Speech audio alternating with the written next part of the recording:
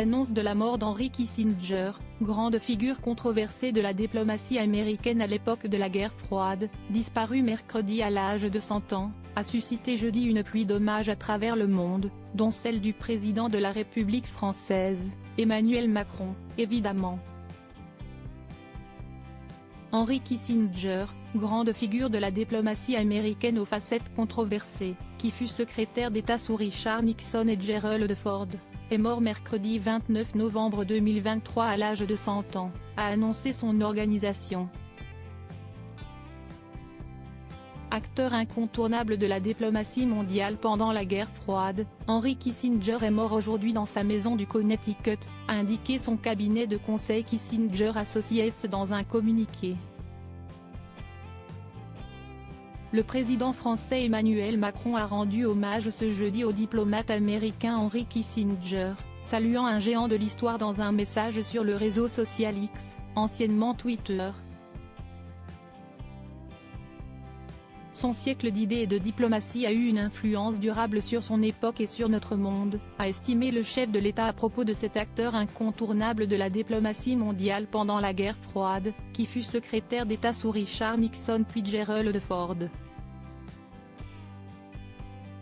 Initiant le rapprochement avec Moscou et Pékin dans les années 70, Henry Kissinger a vu son image ternie par des pages sombres de l'histoire des États-Unis, comme le soutien au coup d'État de 1973 au Chili ou l'invasion du Timor oriental en 1975 et, bien sûr, la guerre du Vietnam.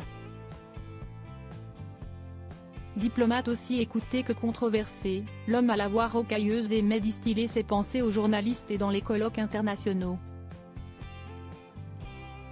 Fascinant ses publics par sa longévité et sa vaste expérience, il était admiré par les uns comme un grand sage, détesté par les autres qui voyaient en lui un criminel de guerre. L'homme, qui avait fêté ses 100 ans en mai, avait conservé l'oreille des grands de ce monde, bien des décennies après avoir quitté ses responsabilités dans les affaires internationales.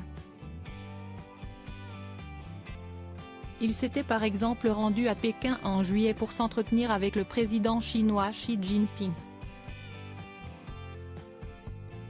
Henry Kissinger avait obtenu le prix Nobel de la paix juif allemand né en 1923 en Bavière.